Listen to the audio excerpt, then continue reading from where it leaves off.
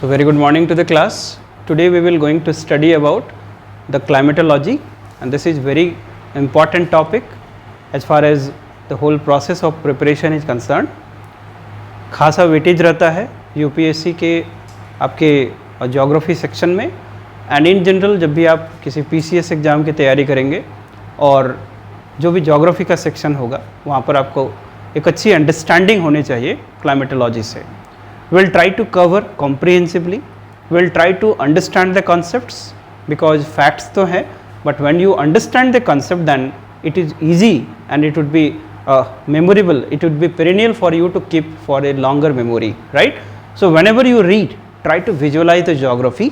Whenever you read, try to indoctrinate the geography, and it is very easy with a sort of effort. थोड़ा सा मेहनत करेंगे, देखेंगे, class के साथ बने रहेंगे, and we try our the best of effort so that to make the things easy for you. So let's start the class. हम लोग आज कुछ लिखने का प्रैक्टिस करेंगे. We will try to jot down the maximum of the things, and it's only depends on you that you take a brief revision when you return back to home, and then the things would be all yours. So let's start the class. Today's topic is the climatology, right? So write down few lines. तो अभी तक हम लोगों ने क्या बातें करा कि क्लाइमेट क्या है ना, ये एक एवरेज वेदर कंडीशंस है ना, ये वेदर का कंडीशंस है.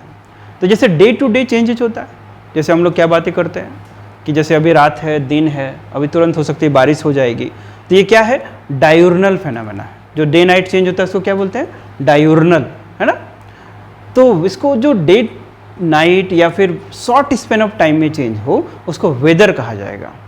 लेकिन यदि कोई चेंज एक लॉन्गर पीरियड ऑफ टाइम, है ना, क्लाइमेट को डिफाइन का कोई एवरेज टाइम नहीं है, लेकिन जियोग्राफर्स एंड क्लाइमेटोलॉजिस्ट 35 ईयर्स को एज ए रेफरेंस लिया जाता है.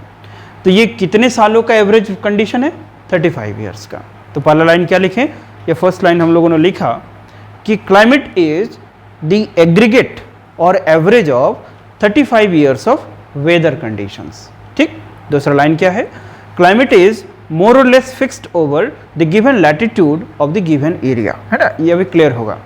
आगे बढ़ेंगे कि जो क्लाइमेट टर्म है, ये क्लाइमेट टर्म क्लाइमेटा से कहीं ना कहीं ओरिजिनेट होता है, जिसका मतलब क्या होता है, बेल्ट ऑफ लैटिट्यूड्स. ठीक है, यहाँ तक कोई दिक्कत वाली बात नहीं है, लिखते जाएंगे.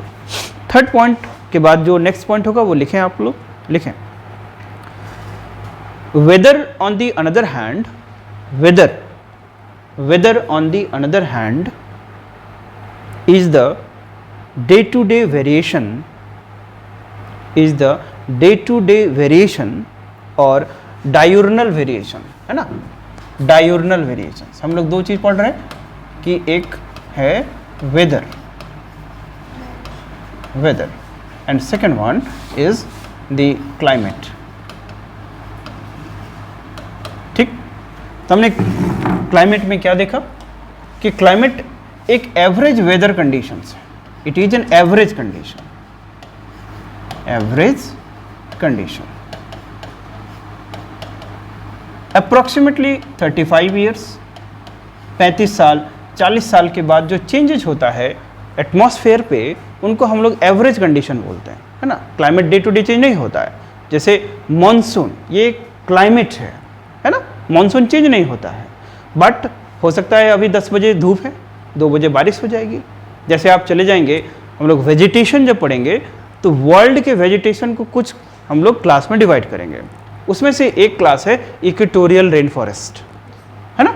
0 डिग्री इक्वेटर से 10 डिग्री नॉर्थ और 8 डिग्री साउथ जाएंगे तो इस रीजन पे जो क्लाइमेट मिलता है उसको क्या बोलेंगे, equatorial rain forest. Equatorial rain forest का एक फीचर होता है, उसको बोलते हैं आफ्टरनून शावर, है ना. आफ्टरनून शावर क्या होता है उसमें कि बहुत हीट होगा, हीट होने के बाद राइज करेगा, कंडेंसेशन होगा और 2 बजे 3 बजे के बाद डेली बारिश होती है, उसको हम लोग बोलते हैं आफ्टरनून शावर. ठीक. तो सुबह सनशाइन है, दोपहर को क्लाइमेट मौसम चेंज हुआ और 2 बजे के बाद बारिश होना शुरू हो गया. तो ये क्या है, डे टू डे फिनोमेना. इनको क्या बोलेंगे हम लोग, डायूर्नल फिनोमेना, और उसको क्या कहा जाता है, वेदर के अंदर रखा जाता है. तो वेदर क्या है, डायूर्नल कंडीशन है. डायूर्नल कंडीशन. डायूर्नल किसको बोलते हैं, day to day.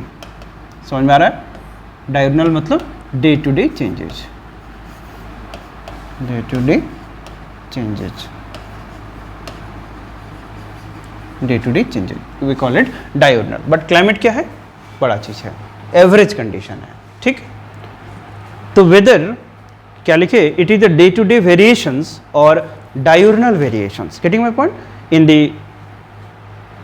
The climatic elements, आगे लिखेंगे उसी में, diurnal variations in the climatic elements, in the climatic elements like rainfall, comma temperature, comma humidity, comma cloudiness, comma wind velocity, comma sunshine, etc. है ना. हमने कुछ लिस्ट लिखा, क्या क्या नाम लिखा कि कुछ एलिमेंट्स के बारे में लिखा.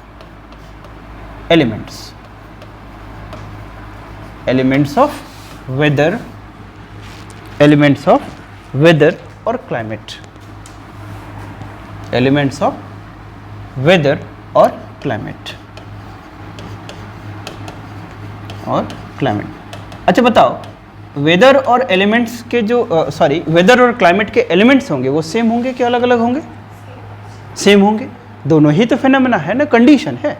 ये जो डे टू डे चेंज हो रहा है वो एक एवरेज पीरियड ऑफ टाइम में होगा, तो दोनों के एलिमेंट्स क्या होंगे, सेम होंगे, है ना. कंफ्यूज नहीं करना है. तो कुछ एलिमेंट्स की बातें करा हमने, क्या क्या लिखा बताओ अभी, क्या क्या लिखा? What are the elements? Rainfall. दूसरा element temperature. Third element humidity. Fourth one cloudiness. Next one wind velocity. और कोई? सनशाइन. Right, sunshine. ये सारे कुछ हैं. इसके अलावा भी और मान लीजिए एनसीईआरटी में होगा तो एक दो लिख लेना. राइट. तो जैसे हम लोग बात कर रहे हैं rainfall day to day vary कर सकता है ऑफ कोर्स. कितने टाइप्स के रेनफॉल होते हैं, कल थोड़ा बहुत आइडिया दिया था. How many type of rainfalls? 3 types. कौन कौन से बताओ रेनफॉल्स? हाँ, 3 टाइप के रेनफॉल्स होते हैं. एक होता है ओरोग्राफिक.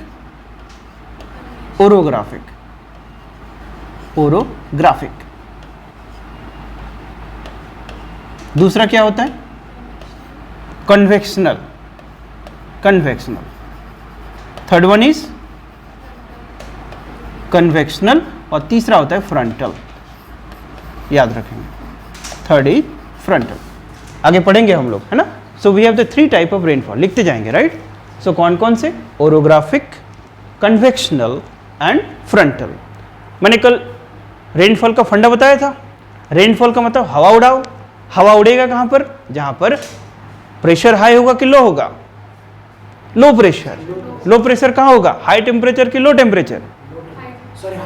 हाई टेम्परेचर तो लो प्रेशर, वहाँ पर हवा उड़ेगा. हवा उड़ेगा तो क्या होगा? कूलिंग होगा, कंडेंसेशन होगा, माने बादल बन गया. जैसे कि जो ड्रॉपलेट का साइज 10 माइक्रोन से बड़ा होगा तो वो गिर जाएगा. Then we call it rainfall. Condensation यदि 0 डिग्री से कम में हो तो वो डायरेक्ट क्या हो जाएगा? आइस में बदल जाएगा. तो जब आइस बदल जाएगा, वो गिरेगा, तो हम लोग इसी को क्या बोलेंगे? स्नोफॉल. तो 2 तरह से हो सकता है ना, रेनफॉल हो सकता है या फिर स्नोफॉल हो सकता है. और ये दोनों को मिला देंगे तो क्या कहलाएगा? प्रेसिपिटेशन. ठीक. तो अब हमारे पास कंडीशन है कि हवा को उड़ाना है. तो हवा कैसे हो सकता है? Geographical factors. कहीं पहाड़ है, जैसे वेस्टर्न घाट में जो देखे थे, तो एयर राइज, कंडेंसेशन, बारिश. तो वो कौन सा टाइप का रेनफॉल है? ओरोग्राफिक. जहां पर ज्योग्राफिकल फैक्टर्स के चलते air will rise, condensation and rainfall, तो वो ओरोग्राफिक है. दूसरा है कन्वेक्शनल. कन्वेक्शनल कौन होगा? Sudden heating. धरती तुरंत गर्म हो गया तो सडन हीटिंग के चलते हवा राइज करेगा, मॉइस्चर मिला, कंडेंसेशन होगा, बारिश होगा. जैसे देखना कभी खूब गर्मी लगेगी, है ना, पता चलेगा कुछ समय के बाद बारिश होने लगी, तो वो कैसा हो गया, कन्वेक्शनल। कन्वेक्शनल कैसे राइज करेगा, सीधे due to sudden heating of earth air will rise, condensation, precipitation, this is called convectional. अब फ्रंटल, जब हम लोग फ्रंटोजेनेसिस माने टेम्परेट साइक्लोन पढ़ाएंगे तब हम लोग warm air mass, cold air mass जब मिलता है तो वहां पर फ्रंट बनता है ना, ठीक है। तो वो फ्रंटोजेनेसिस, तो 3 तरीका होता है। पहला ज्योग्राफिकल फैक्टर के चलते, तो इसको बोलेंगे ओरोग्राफिक। दूसरा सडन हीटिंग के चलते, इसको बोलेंगे कन्वेक्शनल। एंड थर्ड जो होता है फ्रंटोजेनेसिस के चलते, वो होता है फ्रंटल रेनफॉल, ठीक होता है। तो ये एक फैक्टर है, this is one of the element of weather and climate, जो वेरिएबल है, वेरी करता है। Temperature, it is also variable. Temperature किन किन फैक्टर्स पे डिपेंड करता है बता सकते हो? जैसे लैटिट्यूड, क्या लैटिट्यूड टेम्परेचर को डिटरमाइन करता है? करता है ना। जैसे लैटिट्यूड, पोलर एरिया में चले जाएंगे तो लो टेम्परेचर होगा, इक्वेटोरियल एरिया में जाएंगे तो हाई टेम्परेचर होगा, तो लैटिट्यूड। अल्टीट्यूड क्या वेरी करता है या डिपेंड करता है? ऑफ कोर्स, माउंटेन हिल्स पे चले जाएंगे तो कूल एरिया, है ना। तो we have the latitude, then we have the altitude, then distance from the sea, ये भी कराता है। जैसे कोस्टल एरिया में चले जाएंगे तो मैरीटाइम इन्फ्लुएंस, है ना, मैरीटाइम इन्फ्लुएंस। जैसे बैंगलोर चले जाओगे, पुणे चले जाओगे तो हम बहुत ज़्यादा एक्सट्रीम कंडीशन कभी नहीं होते हैं, है ना, कि बहुत ठंडा बहुत गर्मी नहीं पड़ता है, कांस्टेंट टेम्परेचर जैसा होता है। क्यों? मैरीटाइम इन्फ्लुएंस, है ना। जब लैंडलॉक्ड एरिया में चले जाओगे तो पता चलेगा कि दिन के समय बहुत गर्म हो गया। जैसे राजस्थान, राजस्थान में क्या होगा, रात में बहुत ठंडा हो जाएगा लेकिन दिन में बहुत गर्म हो जाएगा, ठीक। हिंटरलैंड, जो जैसे कि जो हम लोग कोई भी कंट्री का लैंड मास के अंदर होता है उसको क्या बोलते हैं, हिंटरलैंड। तो वहां पर चूंकि लैंडलॉक्ड है, यहाँ पर कॉन्टिनेंटालिटी होगा, है ना, एक्सट्रीम कंडीशंस, कॉन्टिनेंटालिटी बोलते हैं। तो बहुत सारे फैक्टर्स हैं, हम लोग अलग अलग एलिमेंट्स के बारे में पढ़ेंगे। तो temperature one of the factor. Humidity, what is humidity? What is humidity? Temperature का एक डेफिनेशन लिख लो। टेम्परेचर को कैसे डिफाइन करोगे? How you will define temperature? Degree of hotness और कोल्डनेस, है ना, write down. Degree of hotness और coldness is called temperature. Degree of hotness और coldness is called temperature. Getting my point? Now what is the SI unit of temperature? What is the SI unit of temperature? Kelvin, है ना, Kelvin, है ना, Kelvin is the SI unit, है ना, Celsius नहीं। Getting my point? चलिए, तो temperature के फैक्टर्स बाद में पढ़ेंगे, है ना, पहले अभी स्टार्ट करते हैं। Now what is humidity? How you will define humidity? What is humidity? दीदी, amount of moisture available in the atmosphere is called humidity, है ना, right now. Amount of moisture available या amount of water vapor available in the atmosphere is called humidity. Humidity को major करने के तरीके होते हैं, हम लोग पढ़ेंगे उसमें, like absolute humidity, relative humidity, ये सब बातें करेंगे। Amount of moisture और water vapor available in the atmosphere is called humidity, ठीक है। ह्यूमिडिटी के बारे में पढ़ेंगे। तो humidity is also variable, it is constant? Variable. Humidity very with time और स्पेस और बोथ? बोथ। ज्योग्राफी में हमेशा answer both, temporal and spatial, ये होना है। ज्योग्राफी में सोचना है बड़ा करके। Getting my point? चलिए आगे बढ़ेंगे। Another factor is cloudiness. Cloudiness, cloud क्या होते हैं या कितने टाइप के क्लाउड होते हैं कल बताया था थोड़ा बहुत। 4 टाइप के क्लाउड्स। कौन कौन से? ब्रॉड कैटेगरी में क्या बोलेंगे? हाई क्लाउड, मिडिल क्लाउड, लो क्लाउड्स, ठीक है। सबसे ऊपर वाला कौन? जहां पर इंद्र भगवान रहते हैं, कौन?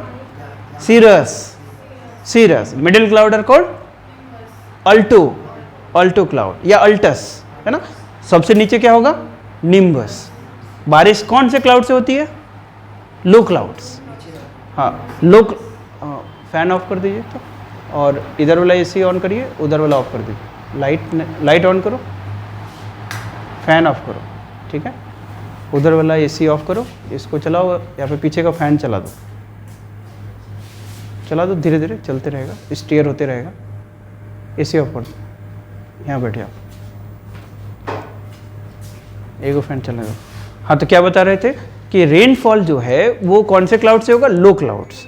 लो में भी 2 बताए थे, एक क्यूमुलोनिम्बस और निम्बोस्ट्रेटस। बताया था क्यूमुलोनिम्बस का क्या फीचर होगा? Heavy rainfall, light thunder, black clouds, याद रख लेना ये सब। क्यूमुलोनिम्बस, तो we have the clouds, cloud formation होगा। क्लाउड फॉर्मेशन का क्या तरीका है? Air rise, condensation, cloud formation. ठीक, तो ये भी वेरिएबल है, टाइम के साथ कि स्पेस के साथ कि दोनों के साथ? दोनों के साथ, राइट। विंड वेलोसिटी ये भी वेरिएबल है ना। सनशाइन ये भी वेरिएबल है ना। So we have some of the elements we have jotted down here. उसके बाद एनसीईआरटी में और कुछ दिया होगा, उसको भी लिख लेना है और धीरे धीरे वो सब कवर होते चला जाएगा। आगे बढ़े, एक और चीज़ लिखे, मैं क्वेश्चन पूछूं कि frequency of change in weather is less than frequency of change in climate, true or false? Frequency of change in weather condition is less than frequency of change in climate condition, true or false? False. क्यों? Frequency of change किसका ज़्यादा होगा? Weather का ज़्यादा होगा। Climate तो 35 साल 40 साल में एक बार चेंज होगा, डेली कौन चेंज हो रहा है? वेदर। तो फ्रीक्वेंसी किसका ज़्यादा होगा? वेदर का। तो राइट डाउन लिखे, weather is dynamic and climate is static. Weather is dynamic and climate is static. लिखो, weather is dynamic and climate is static.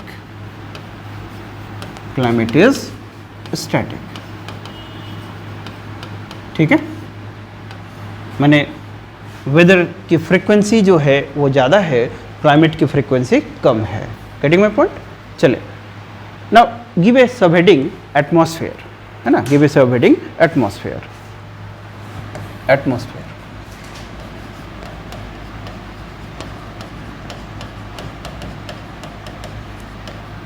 So atmosphere, आगे बढ़ने के पहले थोड़ा एटमॉस्फेयर देख लो। एक रफ डायग्राम बना लो कि let's say this is your earth, this is your earth system and it is surrounded by an air envelope. It is surrounded by an air envelope, और इसी को हम लोग क्या बोल रहे हैं? एटमॉस्फेयर। ठीक है, ज्योग्राफी जब भी पढ़ेंगे तो दिमाग में एक पिक्चर रखना है, ये किसके बीच में इंटरप्ले है, क्योंकि जब हम लोग इंटीरियर ऑफ अर्थ जाएंगे तो देयर इज सेंटर, और सेंटर पे भी ग्रेविटी क्या है? 0। जब हम लोग आउटर स्पेस में जाएंगे तो एक स्पेस मिलेगा, स्पेस पे भी ग्रेविटी क्या होती है? 0। So what is geography? Geomorphology specifically, यानी फिजिकल ज्योग्राफी, इसमें basically nothing but an interplay between 2G, इधर भी वेटलेस इधर भी वेटलेस, इसी के बीच में तो सब खिलौना। This is your earth system. अब अर्थ सिस्टम का मतलब सिर्फ अर्थ नहीं, it includes it atmosphere as well. तो एक पार्ट में हम लोग इंटीरियर ऑफ अर्थ पढ़ते हैं, दूसरा पार्ट में आउटर ऑफ अर्थ पढ़ेंगे, राइट। तो एटमॉस्फेयर हम लोग पढ़ रहे हैं, तो एटमॉस्फेयर की हेडिंग डालें।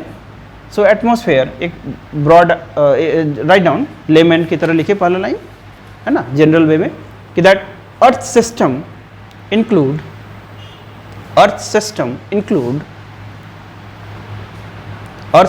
includes both interior of Earth as well as the Earth system includes both the interior of Earth as well as its atmospheric cover.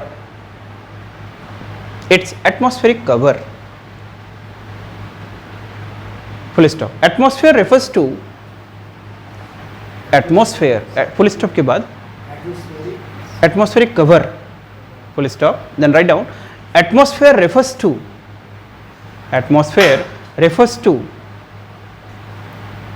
the envelope of gases. Atmosphere refers to the envelope of gases which surrounds the earth,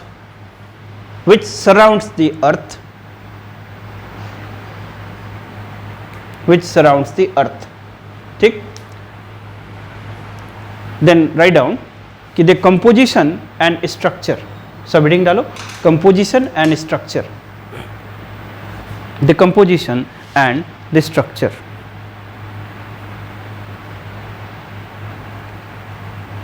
the composition and structure. So first write down the four most important gases. The four most important gases. The four most important gases. अच्छा बताओ, एक second रुक जाओ. Atmosphere जो है वो क्या layered structure है? हमको क्या मिलेगा? इस तरह के लेयर मिलेंगे.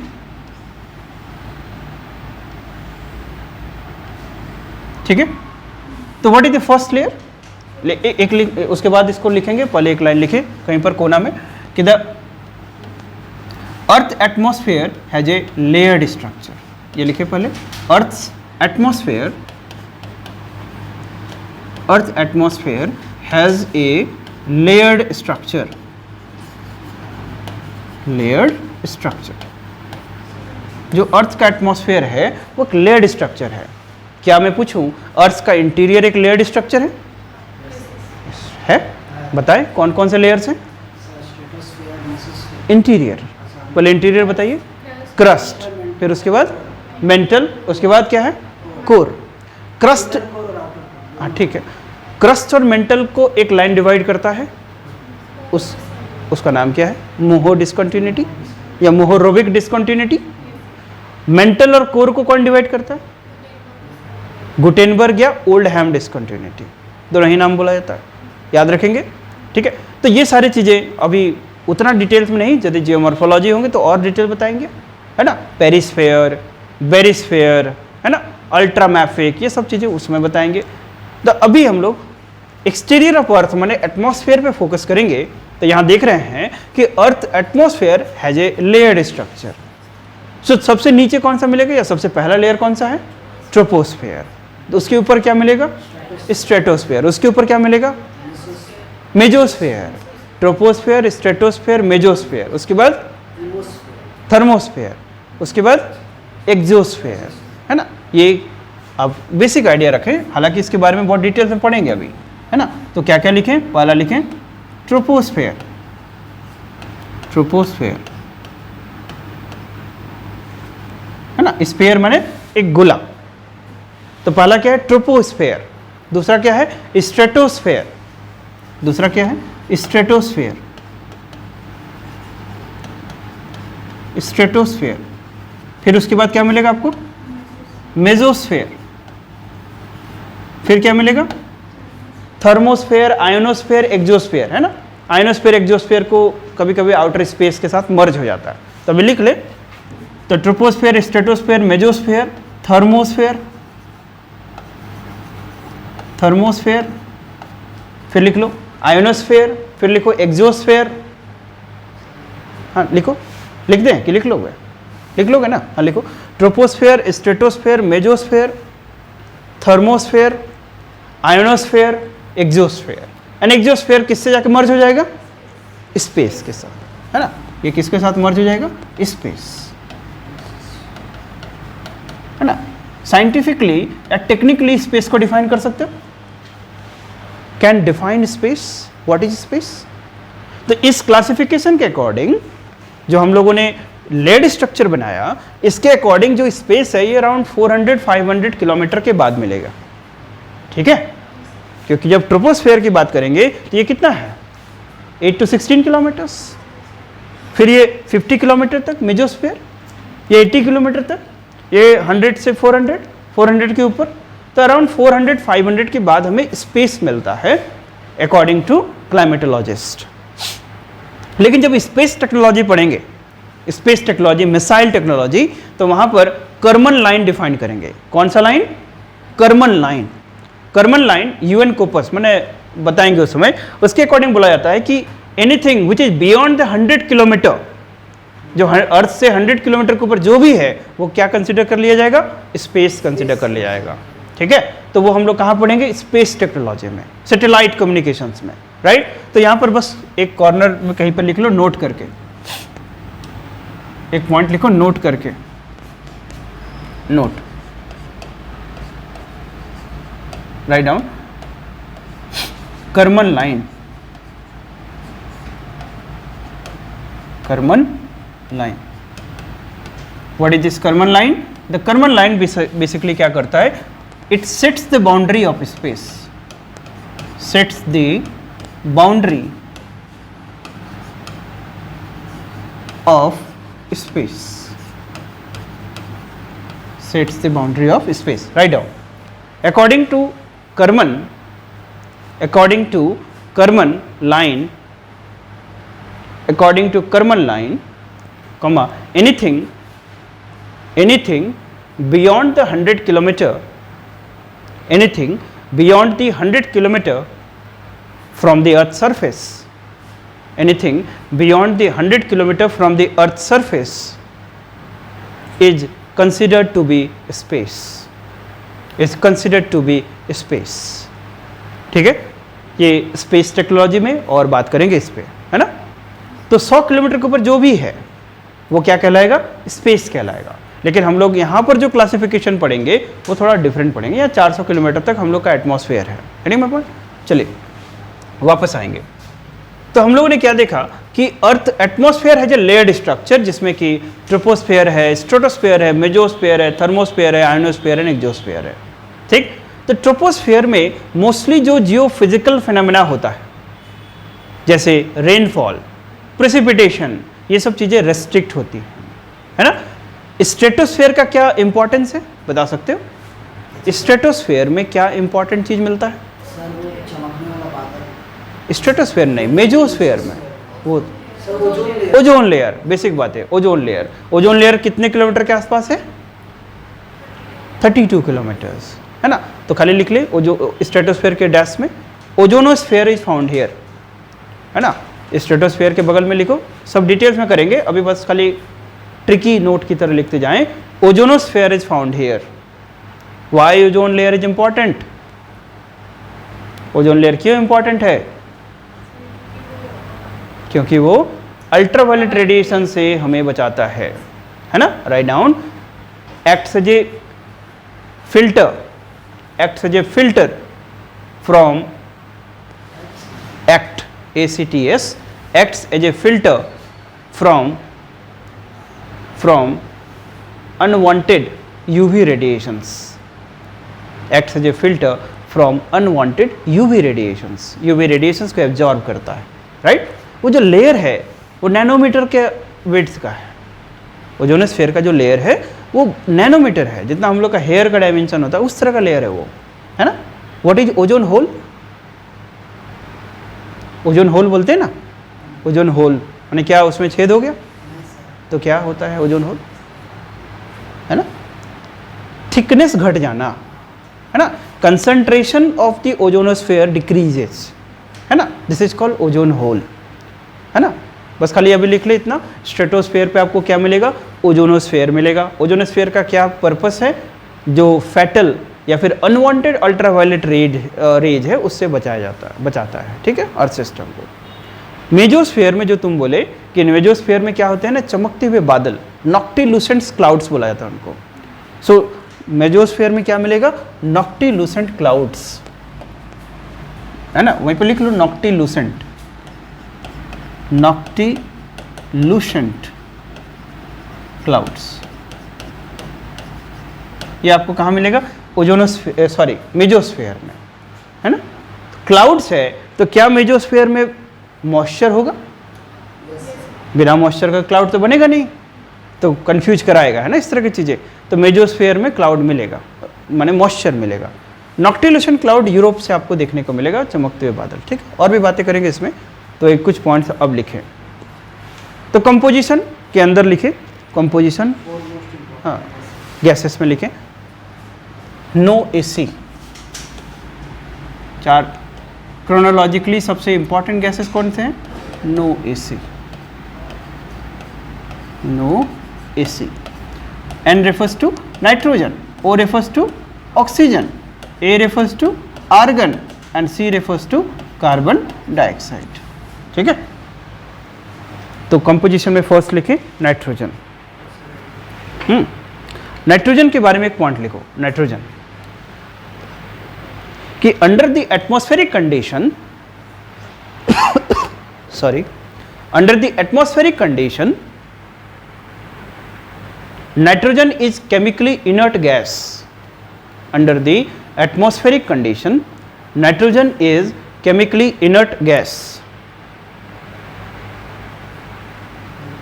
है ना. Under the atmospheric condition nitrogen is chemically inert gas, full stop. It helps and regulate combustion, it helps and regulate combustion, है ना. इट हेल्प्स और रेगुलेट कंबशन, कि मैंने जो कंबशन समझ रहे हो, जलना, है ना. हाँ, तो नाइट्रोजन इज वेरी इंपॉर्टेंट, लेकिन नॉर्मल कंडीशन में कैसा होता है, इनर्ट गैस की तरह होता है, राइट. तो लिखा है इसको कि nitrogen under atmospheric condition is an inert gas but it helps in combustion और इट रेगुलेट द कंबशन. ठीक है. ओजोन के बारे में तो थोड़ा लिख लिए थे अभी. देन ऑक्सीजन के बारे में लिखे. ऑक्सीजन O2, O2 अप्रॉक्सीमेटली कितना परसेंटेज है टोटल वॉल्यूम ऑफ एयर में? 20.98%, जिसको बोलते हैं ना 21% के आसपास, राइट. नाइट्रोजन कितना है?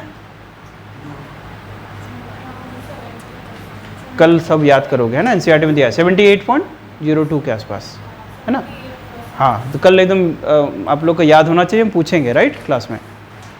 तो नाइट्रोजन सबसे ज़्यादा है ना. ये नेम मैं लिखा रहा हूँ, एनसीईआरटी में दिया हुआ है, उसको पढ़ के आएंगे, right.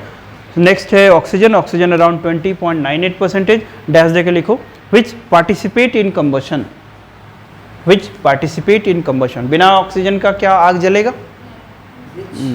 Which participate, which participate in combustion, right. Then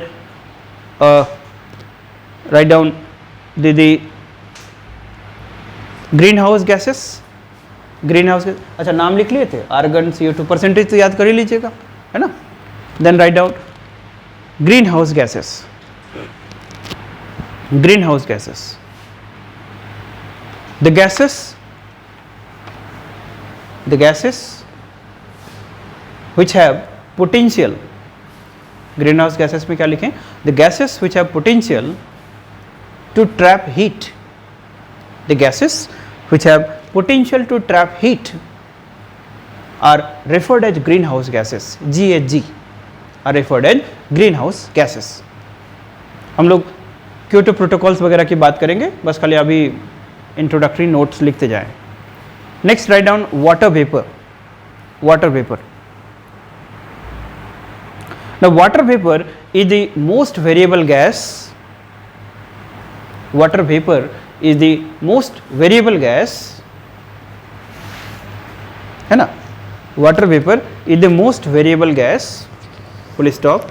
At equator,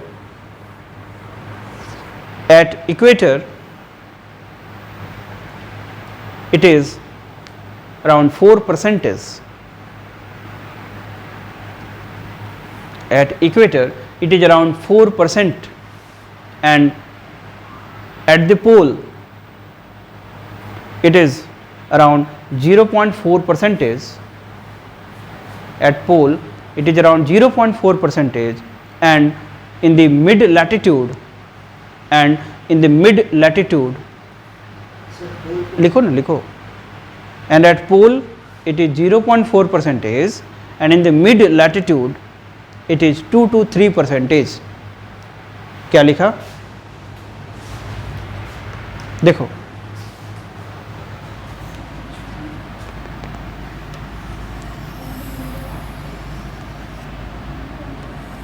this is your equator line, सभी को पता है इक्वेटर लाइन है, and this is 90 degree.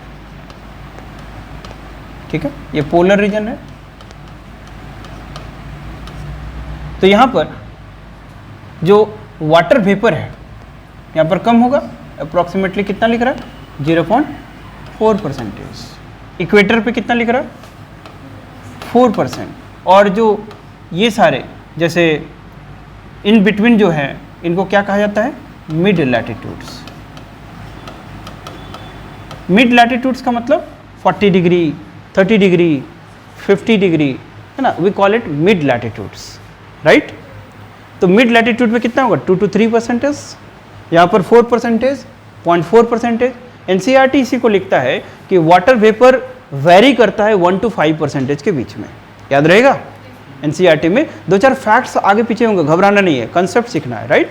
This is the most variable gas, ठीक है। देख रहे हो पोल से इक्वेटर तक कैसे वेरी कर रहा है। ये लॉजिक बता सकते हो कि क्यों यहाँ कम है या क्यों यहाँ ज़्यादा है, यहाँ क्यों कम है? प्रेशर हाई, आइस फॉर्म हो जाएगा, इसीलिए मॉइस्चर तो कम रहेगा ना यहाँ पर मॉइस्चर ज़्यादा होगा, दैट्स वाई, ठीक है। सो मिड लैटिट्यूड में कितना है? 2 to 3%। Which gas is the most variable? Which gas is the most variable in the atmosphere? Water vapor, है ना। इतना वेरिएबिलिटी किसी के पास नहीं है, राइट, किसी अदर गैस के पास। Nitrogen more or less fix रहता है। सबसे वेरिएबल कौन है? Water vapour. Water vapour individual capacity में सबसे ज्यादा ग्रीन हाउस पोटेंशियल भी रखता है, याद अभी बताए थे थोड़ा देर पहले। आगे लिखें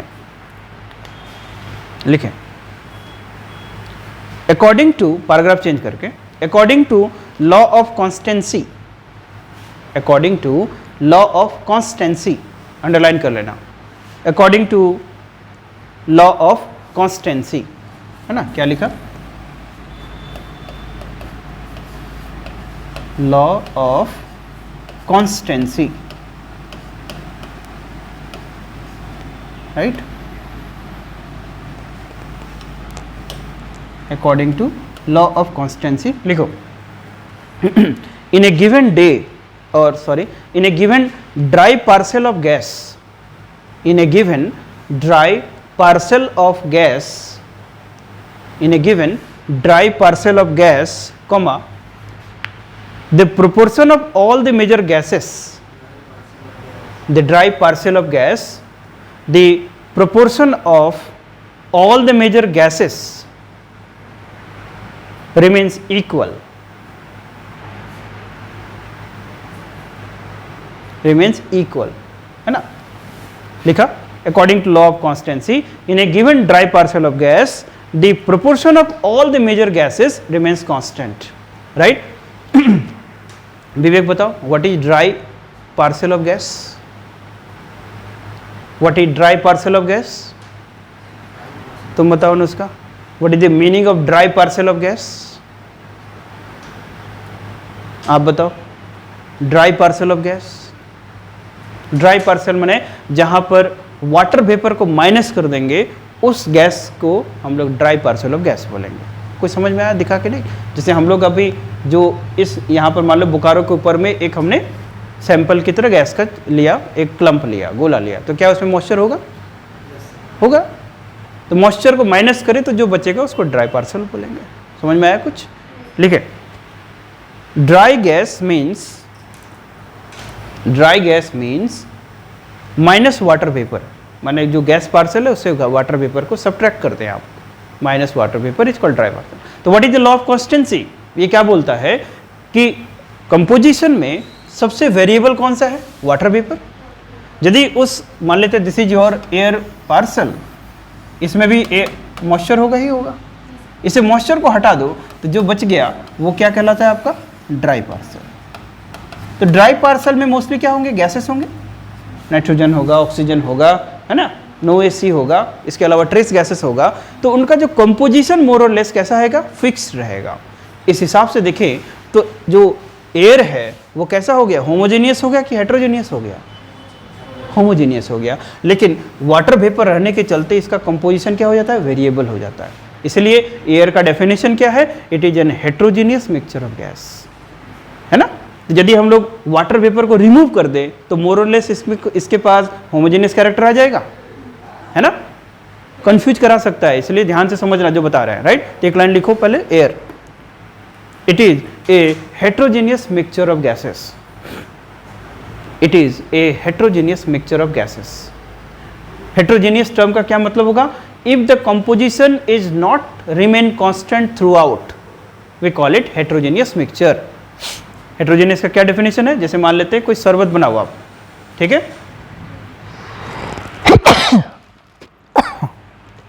सॉरी, जैसे आप शरबत बनाओ तो एक चम्मच में भी वही स्वीटनेस रहेगा, एक कटोरी में भी लोगे तो वही रहेगा। इसका मतलब कंपोजिशन जो है वो कांस्टेंट थ्रू आउट है, जिसको क्या बोलेंगे? Homogeneous mixture.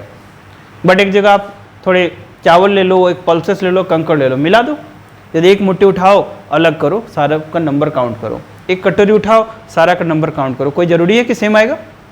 नहीं आएगा। तो ये क्या हो गया? Composition is not constant through out, thereby it is called heterogeneous mixture.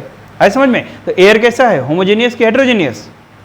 Heterogeneous. Water vapour यदि हटा दें तो मोर और लेस ये कैसा हो जाएगा? होमोजेनियस की ओर हो जाएगा, है ना।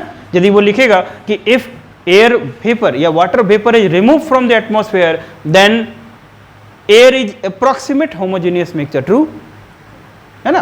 ट्रू होमोजेनियस कभी नहीं होगा, बट अप्रोक्सीमेट होमोजेनियस हो जाएगा। Getting my point? तो यहाँ पर लिखें, इसको लिख लिया, air is a heterogeneous mixture of gases. Complete. अब आगे लिखें। तो कुछ कुछ लेयर के बारे में थोड़ा सा लिख लेंगे, है ना। लेयर के बारे में थोड़ा लिखें, तो लिखो structure of atmosphere. Structure of atmosphere, तो सबसे पहला स्ट्रक्चर क्या है? ट्रोपोस्फेयर। यहां पर स्ट्रक्चर ऑफ एटमॉस्फेयर एनसीईआरटी है सबके पास? किसी के पास है? एनसीईआरटी बुक है, उसमें फर्स्ट पेज में एक डायग्राम दिया हुआ होगा, है ना। है, फर्स्ट पेज निकालिए। क्लाइमेटोलॉजी का पहला पेज होगा।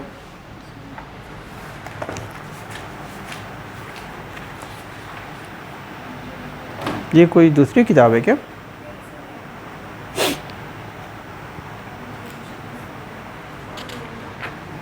ये है, लेकिन अभी न्यू एनसीईआरटी में जो डायग्राम दिया है इसी तरह का होगा। ट्रोपोस्फेयर, स्ट्रेटोस्फेयर, मेजोस्फेयर, वो वाला अच्छा दिया है ना, उसको कॉपी कर लीजिएगा, ठीक है।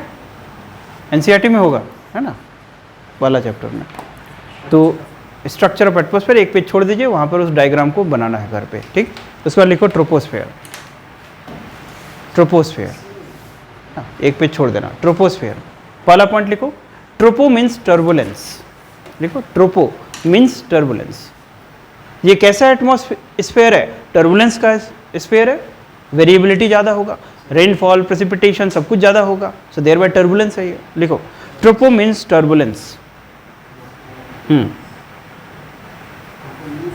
टर्बुलेंस। लिखो air is mixing. Air is mixing here. Air is mixing here because insolation is being absorbed by the earth. Insolation is being absorbed by the earth and earth re-radiates energy and earth re-radiates energy। जल्दी जल्दी हाथ चलाएंगे, full stop. thus mixing takes place। thus mixing takes place, underline कर ले। thus mixing takes place, मैंने पूरा mixing takes place को underline करो, फुल स्टॉप। नेक्स्ट पॉइंट लिखो, all the weather phenomena found in the troposphere, all the weather phenomena found in the troposphere and nothing is beyond the troposphere। all the weather phenomena found in the troposphere, weather phenomena means like cyclone, air mass, monsoon, है ना, ये सब कहाँ restrict होता है? Troposphere में। Line को complete करो, all the weather phenomena found in the troposphere and nothing is beyond the troposphere, beyond the troposphere। Third point लिखो, cyclone, air mass, cyclone comma air mass comma monsoon,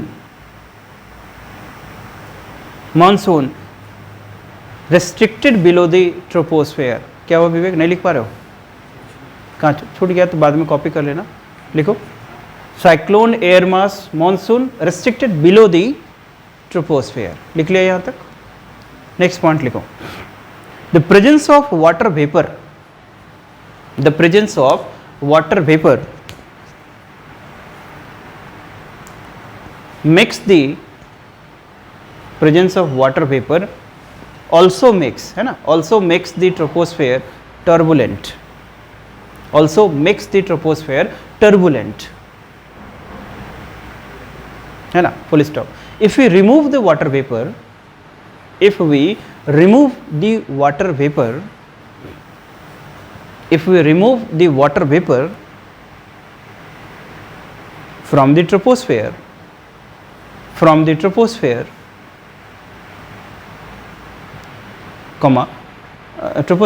then neither the cyclone,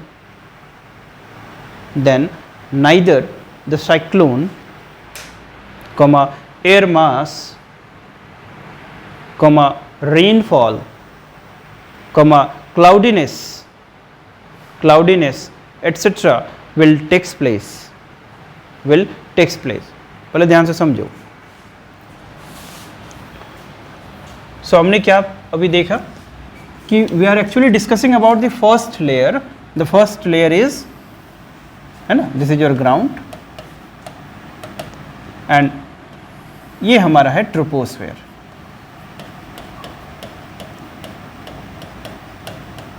ठीक है. तो troposphere में हमको क्या दिखता है? Mostly जो फेनोमेनाज है लाइक साइक्लोन, रेनफॉल, है ना, प्रेसिपिटेशन, है ना, क्लाउडीनेस, ये सब चीज़ें रेस्ट्रिक्ट होती है ट्रोपोस्फेयर में. Troposphere is a zone of turbulence. Zone of turbulence माने जहाँ पर थोड़ा उथल पुथल ज़्यादा हो, जहाँ पर वेरिएबिलिटी ज़्यादा हो. क्यों? क्योंकि एयर कंपोजिशन मोस्टली यहाँ पर रेस्ट्रिक्ट होगा. दूसरा, वाटर वेपर कन्फाइंड होगा. Water vapour itself is a variable, so that's why turbulence का कंपोनेंट यहाँ ज़्यादा होगा.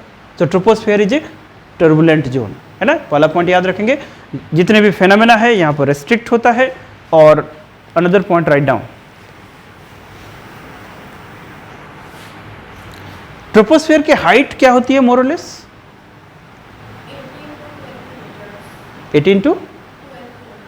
18 to 12 किलोमीटर की, 8 to 16 किलोमीटर, है ना. 8 to 16 किलोमीटर, है ना. 8 से 16 है. और NCERT में कोई डेटा होगा तो उसको करेक्ट कर लीजिएगा. उसके लिए रिजिड नहीं रहना है, राइट. कंसेप्ट कभी भी एकदम डेटाबेस नहीं पूछेगा. ठीक है. कहाँ डेटाबेस पूछेगा वो मैं बता दूंगा. Understand the concept, right. लिखो, the height of troposphere, the height of troposphere is variable. Height of troposphere is variable.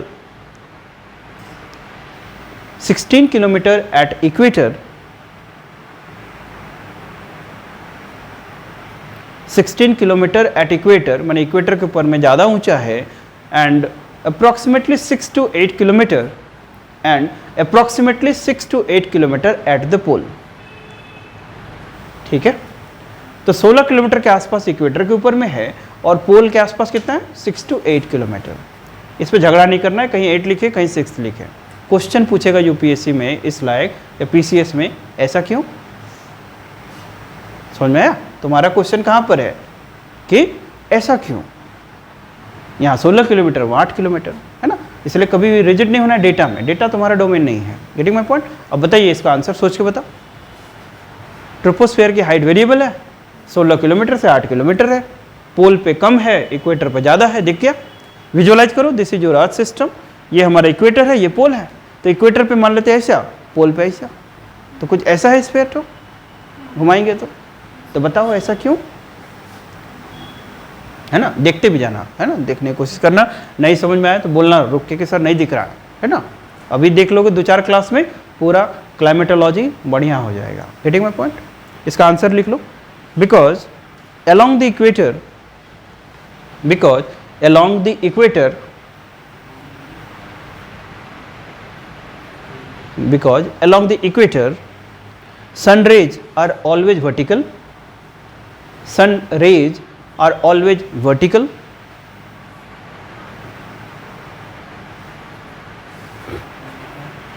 And greater insolation. Greater insolation, full stop. Due to high insolation, insolation माने incoming solar radiation, जो अर्थ जो सन से electromagnetic waves आ रही है उनको हम लोग क्या बोल रहे हैं अपन लोग? इंसोलेशंस. शॉर्ट फॉर्म इंसोलेशन है, full form incoming solar radiations. ठीक. सो क्या लिखिए? Due to high insolation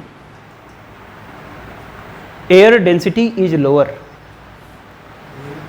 air density is lower. रुको, इस स्टेटमेंट को क्लैरिफाई करो कि हाई इंसोलेशन है तो एयर डेंसिटी लोअर है। समझ पाए? समझ पाए? दिखाओ हमको कैसे समझे। हाई इंसोलेशन से एयर डेंसिटी लो कैसे हुआ?